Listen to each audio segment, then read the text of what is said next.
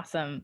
Hi, so my name is Sarah Byosiere, and I generally teach in I always teach in the psychology department. That's where I belong and where I fit in. And I'm here to tell you a little bit about the social media assignment that I have implemented this was for a master's level course, but it could very much so work in an undergrad course as well. And what we're going to do is I'm going to share in the chat a link that sort of describes the assignment. Um, so actually, back in when was that? April, after I had done this assignment, Xiao Chun encouraged me to try to submit my instructions into this amazing journal, which is actually a CUNY affiliated journal. So if you have fantastic and super fun pedagogical interactive technology assignments, I strongly recommend thinking about whether or not you want to try to write something up and submit it to them. I had a great experience. It was really, really fun. And they provided a lot of help and support even during COVID. So for anybody who's here who has super creative tech assignments, this is your small little plug for the Journal of Interactive Technology and Pedagogy. Apparently, they also have a program that is like part of the GC. Not that I've been looking into it or anything, just we all need additional schooling. But yeah, it looks really, really cool and really, really fun. So the article, and I'm just going to share my screen so that we can walk through it, describes this process of how I went about implementing this assignment in my classroom. So the assignment was using Twitter and teaching students how to use Twitter for an academic purpose. The reason being that when I work with students, especially in the master's program, many of them were struggling to kind of network, find peers that weren't necessarily in our program, but were at their level at different schools. And one of the amazing things I've discovered about academic Twitter is that researchers are at your fingertips. If you tag someone, they likely will respond to you. They will engage in scientific conversation. They will point you in the right direction. And I think this is a fantastic resource. It's totally untapped. And so I thought, why aren't my students or why aren't the students taking advantage of this? And it seems like many of them, first of all, didn't know that it existed. So that was the first barrier. They knew Twitter for social media, but they didn't realize that they could find science related kind of conversation on the tool itself. So what I decided was I wanted to show my students how to use it. And I wanted them to use it in a way that made sense for them. I didn't want to say, hey, here, use Twitter, set up this, tweet that, do this. I didn't want it to be very regimented. I wanted them to use it so that it was curated as a resource that was effective for them.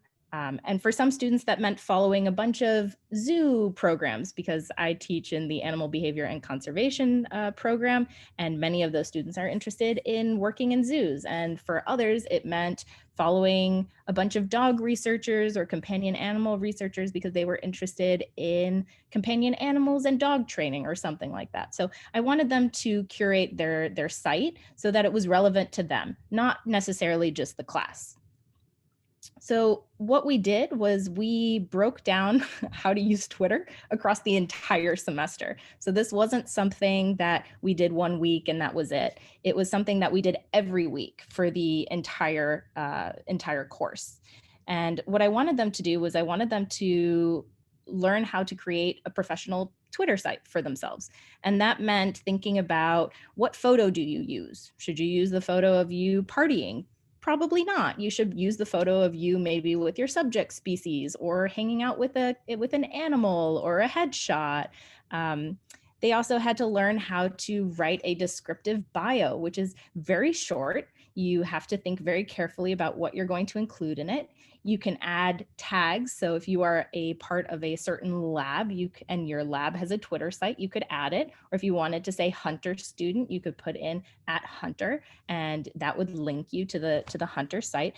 You could also add emojis. And so I wanted to show them that you can make this something that's really eye-catching that people will be drawn to. And so we broke that down in various ways. We had them look at other bios from other researchers and other students. They had to tell me what they liked about them, what they didn't, and then they created their own and they got feedback from me. And the way that we integrated this was actually not on Twitter itself, it was through Blackboard. So what you'll see here are these screenshots of what my course site looked like. And so in week 1, I asked them, please just create a Twitter, please add a photo, and follow these people. And these were just general people who in the companion animal world are really great science communicators. And since this was a companion animals and society class, I thought, let's get started with just following some people all together. We'll all follow them. It will be fine. We then moved on and students then started following pages that they wanted to follow. So I did not require that they follow certain organizations or groups, but I suggested, find 3 Twitter pages. They don't need to be related to companion animals. They should be sort of related to what you want to do professionally. So follow the NYC ACC or follow Jane Goodall or follow Franz de Waal. And from here, we sort of scaffolded all of the how you maybe want to think about learning how to use Twitter in your professional world.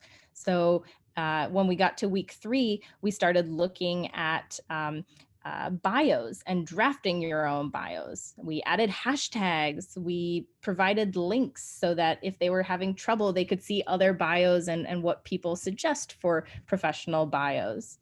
And then we started, instead of following just people or random groups and organizations, I thought, okay, let's have them also focus on following journals. So since this is an academic program, follow Animal Cognition, the journal. They have a Twitter page, they post papers. So find a journal that you like that is in a field that is relevant to you and start following them. And that means that when you open Twitter, you're going to get a curated list of all these amazing papers that are coming out that are relevant to what you want to study.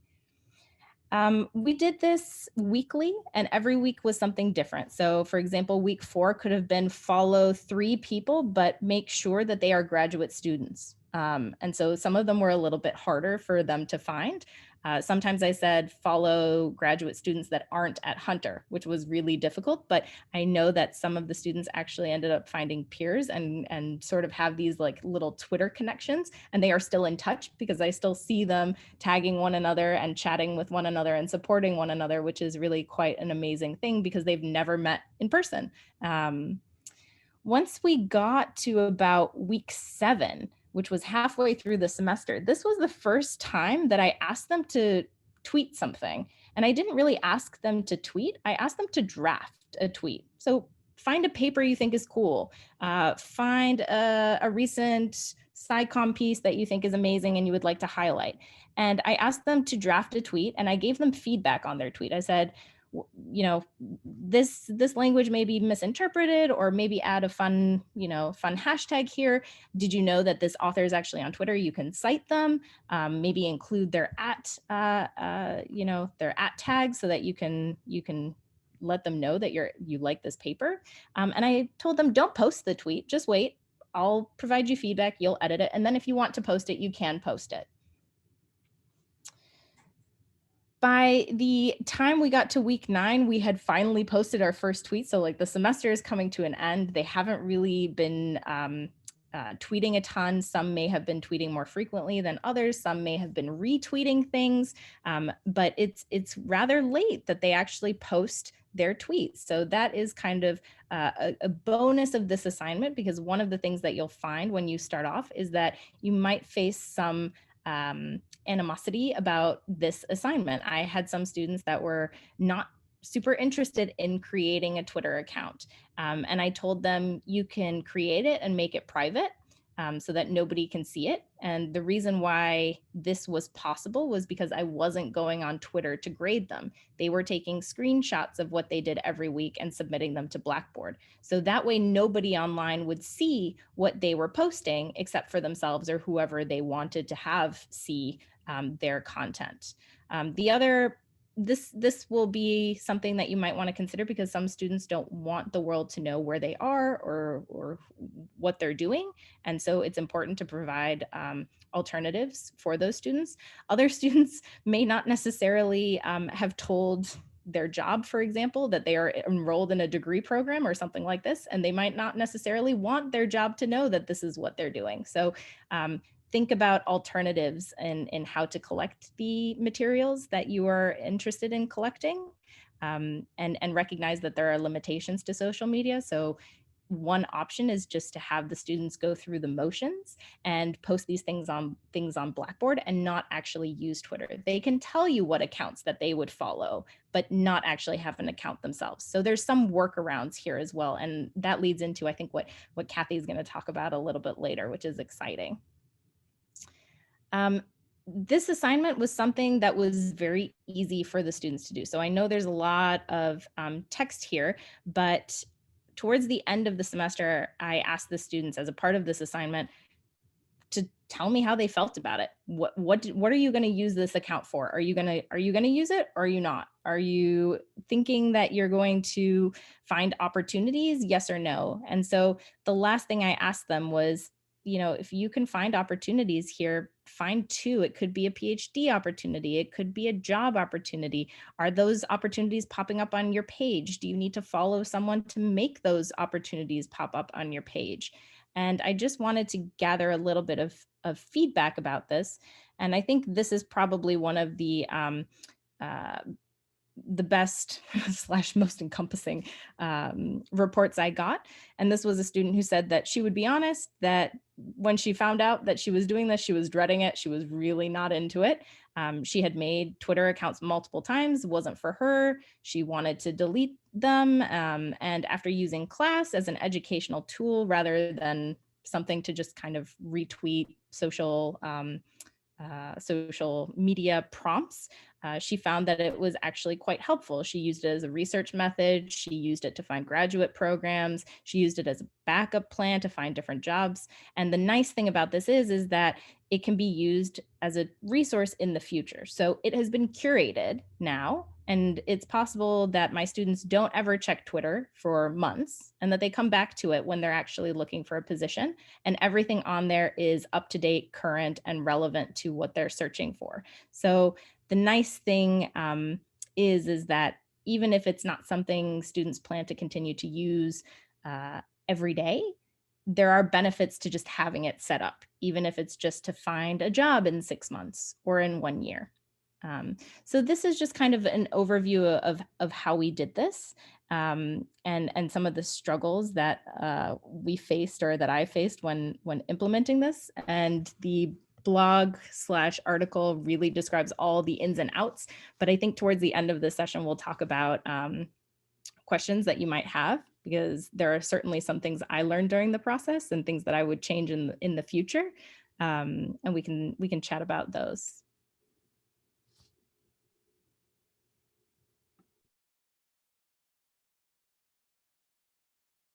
Thank you, Sarah. Kathie?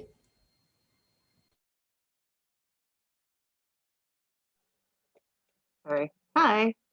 So I don't use Twitter myself, but I'm familiar with it. So I kind of use the conceit of Twitter as opposed to using the social media platform. When I teach introduction to literature, introduction to writing about literature, and there's a requirement for Shakespeare, I have often assigned Hamlet, mostly because I assume most students have read it before, or seen the movie or something, or at least are somewhat familiar with it. But I do know how much of a challenge it is for many students to speak in English and just struggling to make sense of it. So I try to make it fun if possible. And in the past, I've done like Hamlet haikus, and long ago, when people more familiar with it, I used to do like Hamlet on Springer and have them kind of act out the characters confronting each other on Jerry Springer's show. So it's mostly just to give them a chance to show that they understand the material, understand the play, and the dynamics between the characters. So I came up with this assignment after seeing a suggestion for it on some Facebook group. Because someone was asking about any suggestions for online assignments for, I think it was like Hamlet and Catcher in the Rye. So a whole lot of us are throwing in ideas. And somebody else said, pretend that they're tweeting or something. The characters are tweeting. Like, that's a great idea. Yeah. So what I did was I came up with a very specific way for them to tweet. And I think I did this assignment when we switched to online, switched to remote during spring of last year. So I switched over to using the blog tool on Blackboard, which I had used before every once in a while, but not a lot. But I kind of found that was easier on the eye than the discussion board sometimes when you just want to look at a lot of responses. So what I was doing was assigning specific blog posts based on which act we were reading and discussing. So for the last act, where a lot of things happen, I just gave them the assignment to pretend that they're one of the characters in the play and just tweet about the last scene, like pretend they're there and like what would they tweet. Let me pull up fortunately Xiao had, I'm picking the right item here. Xiao helped me block out the names of the students, excuse me. So this is the assignment on the Blackboard blog tool. So what I did was I have them pretend that they're tweeting as a character. And so they have to come up with basically a handle, a Twitter handle that would represent the character, the citation for it, because it's a literature class, so they need to know how to cite their sources. So I just had used the citation as the supposed timestamp. And then the tweet itself would just be whatever the character may be commenting on. So there were just some hilarious creative responses and also, I mean, I like to be entertained too. I'm going to have to read a whole lot of anything on Shakespeare. It's like, well, I mean, I love Shakespeare, but a lot of students don't, so like I want to be able to get a good laugh out of it as well. So many of these students, can I scroll? Okay, good. So some students came up with some fun ones. And I did them links to like what live tweeting is about, and how you would what a Twitter handle is and what the criteria is. So it's like, even though I don't use it, it's like, well, it's not a big deal if they don't do it right. It's just about being able to show that they understood the characters, what was going on during that scene, and how a character may hypothetically react, like maybe through today's eyes, because they're using a lot of today's language. So it was really fun because a lot of them were taking up a lot of social media conceits, like with the emojis and everything. I'm trying to find one that I kind of, so they came up with some cute, well, some of them did the citation afterwards, even though, but that's okay. It was mostly about just doing it. So you have like this one, hashtag best king ever. Watch half my kingdom die. LMAO, my son's really the best for it. Hashtags. So they had a lot of fun with it, and I think they enjoyed reading each other's as well. Like this one here with a whole lot of emojis. So if Prince Hamlet was a total millennial or Gen Z, that he'd be using a lot of emojis and hashtags. So it was just a short, fun assignment, and it helped me also know whether they actually finished the play. I mean, I had them read the plot summary beforehand anyway, but also helped me see that they understood the text, and they were able to follow it. They understood the characters enough, and what they might be feeling or thinking during that bloodbath at the end of the play. So that's all it. Thank you. Thank you so much, Kathie. And I'm sure you get some great feedback about those great handles and hashtags, and we'll hear more in the discussion afterwards. So now we'll switch social media and move over to Michael, who will talk about Instagram. Hello, everybody. I'm just going to share some slides quickly so we can see some visuals. And if you give me just 1 second to make sure I'm sharing my sound, excellent. Can I just see by show of hands, how many people have used Instagram before and kind of know what it is, don't need it explained? So not everybody, but a good number. Okay, great. So, just the kind of the basics, what is it? I know a lot of people think of it as for sharing selfies, but it's not just for photos. You can share images, video, audio, text, anything, right? And that's one of the nice things about it is it is kind of hyper flexible. And some students go very visual. Some students really do just use it like a discussion board post and all text and don't want to show their faces. But, it's flexible for them. It's also, a real job and a real skill set and something that a lot of them do in their own private lives. And, sort of like Sarah's idea of letting them leave with the Twitter handle all set up. A lot of my students have told me, I always just enjoyed this. I didn't ever think of it as a career, but it's a big piece of activism of cultural institutions, and especially now, and I don't think that's going anywhere. It also has a nice perk for async and online classes that it allows students to show their image and share their voice without losing control in the way that you do on Zoom. And I know a lot of us have felt, kind of like we're begging students to share their image with us so that we can get to know them. And this is a way that they can feel really in control of what they share because they know their angles and they have their filters and, they have all of that. So in terms of the why, I'll admit the first reason that I got into this was during a summer class where I was planning to do exit ticket quizzes.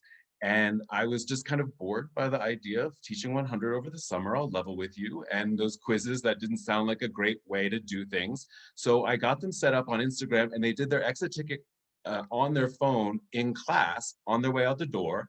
And I would just, on the way home, I would watch it and grade it on Instagram.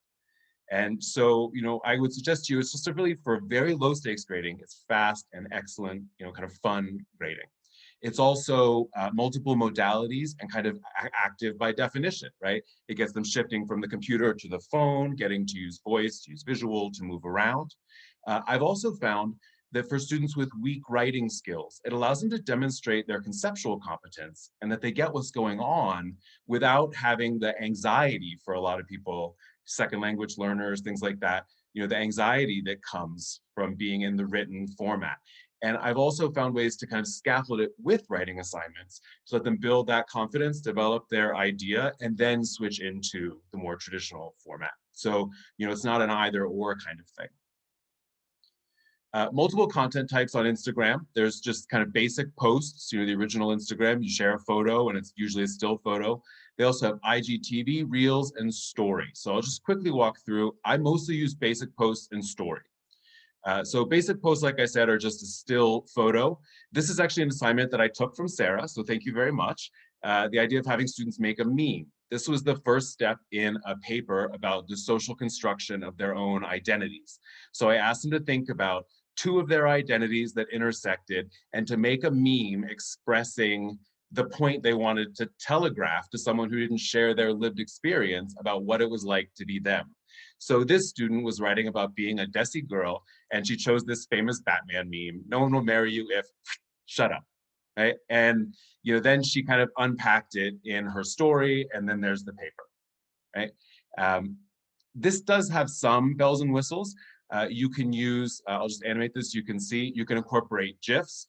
This was an assignment to do a post that incorporated a piece of scholarship. And this group wrote a little tag for it, and they actually turned the survey instrument from this study of sexual relationships into a quiz that their fellow students could take. And you could make multiple slides, so you could use it to collect 10 images of the goddess Athena, or 10 examples of this tense being used, right? There's also IGTV, which some students prefer. It's very difficult to edit the videos, but you can do videos of any length. All the other video technologies in Instagram are short video clip type things. IGTV is open-ended in length, but unless you have professional editing software, it's very hard to edit. So it'll work for something where you want to force them to point and shoot and not correct. And I would think maybe in the foreign language environment, that would be useful. It also would work for presentations for high confidence students. There are also Reels, which is basically how Instagram has knocked off TikTok. And I could see how there's some potential in these for assignments, because the most common thing to do on Reels and TikTok are what are called challenges, where everybody does the same thing, but in a way unique to them. So if you put some time into it, there could be some interesting assignment ideas in this. I'll admit I've never used it. I find Reels, because they're so short and often physical, that they're kind of, in my discipline, hard to work with. Maybe a dancer or something would have a different attitude, or something where you really were just targeting engagement rather than kind of substantive work. Most of what I have my students do is use stories. And on stories, it's a slide kind of thing where you just post slide after slide after slide. Some could be text, some could be video. They could be curated from elsewhere on Instagram or elsewhere on the web. You just put them in a sequence, and they're up and shared for a day, but you can save them into highlights here. So this is an example, just a quick beginning of an assignment for, this is a very long series of posts. I'm calling them Instagram essays, where they do like a 5-paragraph essay, but all an Instagram story. But this will just give you a sense of all the different possibilities.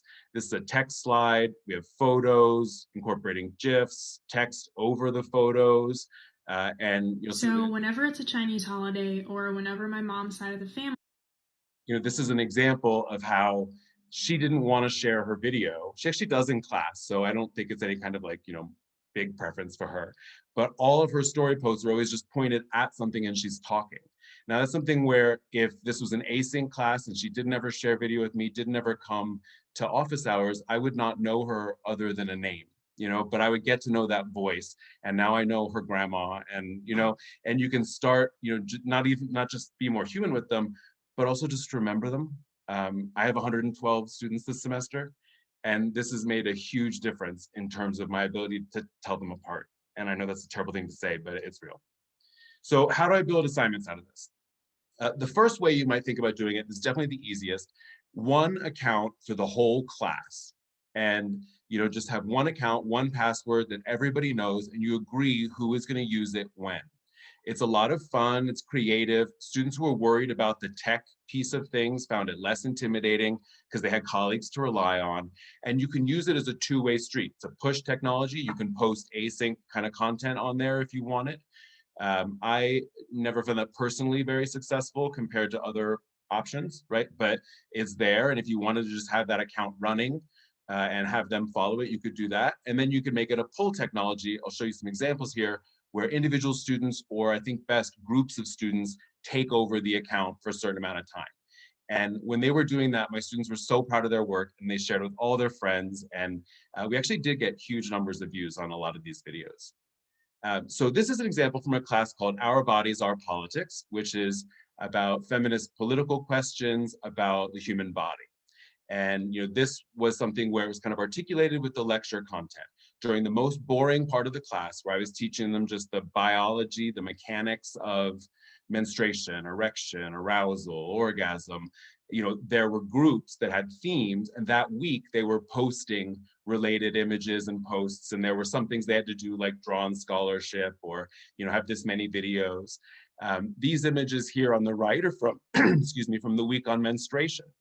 These students were fascinated by the idea that we never show menstruation. There's like the blue fluid and the lab coat and all of that.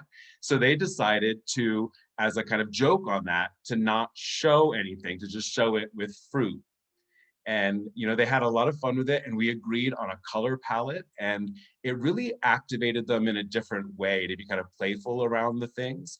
And like I said, this was during the most boring part of the class, and so it was kind of nice to have that jocular vibe going along with like the hormone cycle and menstruation. So this is one that I didn't think of this as a really great way to assess them in terms of their competency and their learning. Right? It was more an engagement thing. With more careful design, it could work better that way. But, I just feel like this is kind of always an issue with a group presentation, that if it's fun, there's a tendency for it to become superficial because the group will feed off of one another. So, if you're doing a class assignment like this, I would say limit the amount of time that they take over the account. Each group had 1 week, and made it pretty low stakes. I think it was 15 or 20% of the grade, something like that. And they spent a huge amount of time on it. I personally found that it was better to do a different way, to make a closed network. So I have an individual Instagram account for each of the classes that I regularly teach, and they're set to private, and I have my students create their own dedicated accounts and follow me. And then once they all follow me, I have them go and follow all my followers. And it basically creates kind of like a Blackboard environment on Instagram, right? High setup costs, but like Sarah, I integrated it through the whole semester. So, it definitely paid off, right? In terms of the buy-in, I would agree again with Sarah that there was resistance. Definitely the main reason was the students just didn't believe anything interesting could happen. So, my idea was, to kind of get their buy-in by telling them exactly why I was doing it. So made it a regular part of the class. I expected them to be a little disoriented. And I was really open. I said, I know 20% of you hate this idea. And I just want you to think about how if I said there was an exam, 40% of you would hate it. And, just accept that we're doing multiple modalities. And if you don't like this one, well, there's an essay, there's a paper, there's a whatever. And I found that, as long as I did that, showed them examples so they had low anxiety about what was going to be happening, and the first ones were nice and low stakes, the biggest resistors actually wound up having the biggest buy-in. And this semester, I had a student who put me through it. She emailed all these people. She was forced to use Instagram. She's actually now putting posts up that are not assigned for her to post. She's become like an hour class Instagram account addict. I would also suggest some best practices about integrating it with the rest of the class rather than just kind of have it sit next to it. It makes a very nice pair, first of all, with long scaffolded assignments at the very beginning. It's kind of a free thinking, creative brainstorming sort of thing. I've also found it very useful to match it with a paper that's small enough that students would just sit down, write it, and hand it in, right? No thought, no prep, no outline, no whatever, like a 2 or 3 pager, like a first little short paper, that it's a good kind of partner for that forces them to be outlining and thinking and planning and developing their ideas without actually saying, write an outline. I would also suggest that you think about really leveraging the real features of the app compared to other places they could report their thoughts to you in a meaningful way. Really integrate audio and video and tell them why you're using it. And then afterwards say, remember why I said I'm using this? Did it work? And let them give each other the evidence that it worked. And that sets a really nice vibe. Also, think ahead and plan ahead. The more integrated this is, the more important it be that you have accessible options. And sometimes that's for students that are visually impaired. Sometimes that's students that don't have access to the tech, although that's not an issue with the loaners that we have anymore. But think ahead about alternatives. I've actually never had a student really need one, but I've had it be very helpful that it was offered to them. And then in terms of your labor, multiply out how much time it will take to watch all of these videos and really think about it, right? Plan it out. And scaffold it with the writing so that you have like an Instagram week and a writing week. That's sort of how I have it set up. I also, when you can, and it's like nice and low stakes, I just grade it on a you did it or you didn't do it basis. So if I liked your post, you got your point, right? Never let them post from their personal accounts. I have seen, so that first semester I let them do that. It was a huge error in judgment. Don't ever do that. And then also just one thing to be mindful of, shut off your notifications because they'll send things at all hours. And then also some students will find that a more convenient way to reach out to you than email. So just expect that there'll be some messages there if you don't tell them not to be. So a few examples. This is that meme assignment. The thing that came after the meme was to put up a little discussion post about it, right? Oh no, this is actually the same student, I'm sorry, but a different one. So she just introduced herself. She, wrote down the question, little GIFs. This is basically a text post. She could have done this on Blackboard discussion board, but yeah, integrates the music and, she has, the kind of aesthetic of it, the look of it, the fun of it, right? And that was definitely more fun for me to watch. You could also, though, kind of go beyond what you could do in a discussion board and really use the photo aspect of it. This is an assignment. This semester, I was teaching a movie with every core concept. And when we were talking about bodies and social construction, I taught the movie Carrie. And I made them choose one of the movies that we were looking at and to select 5 stills and then use the draw on feature to, kind of share their thinking about that image so that they would have that, 3 to 5 images kind of pre-analyzed that could become 3 to 5 examples in their paper, right? And, again, it was kind of set up. You can see this is sort of a minor example of, little arrows, things like that, little bits of text. They were very good about this though, in terms of like zooming in on things, and they had technical skills I didn't bring to the party. This is one from this semester. This is that meme assignment, and you can see it's scaffolded in kind of multiple steps, right? 1 week, an async unit had all of the, make the meme, do your brainstorm, create the image base, post it to Instagram, and then 2 weeks later, the paper of it was due. I'll show maybe a couple different examples. This is a student of mine who's a boxer, and she was writing about how as a woman, I'll use her self-identification, as a girl and an athlete, that those two identities conflicted in her life.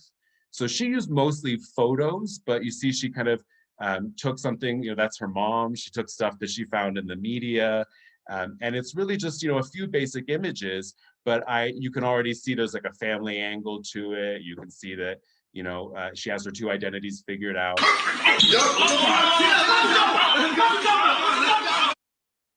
This student is writing about being Haitian American, Black, and a first-generation college student. And he really used kind of the text and the visuals in a nice back and forth way. And I thought, kind of really nailed it in terms of like board. That's something a lot of them were familiar with from social media. So, really just put up whatever images. I exercised no quality control at all.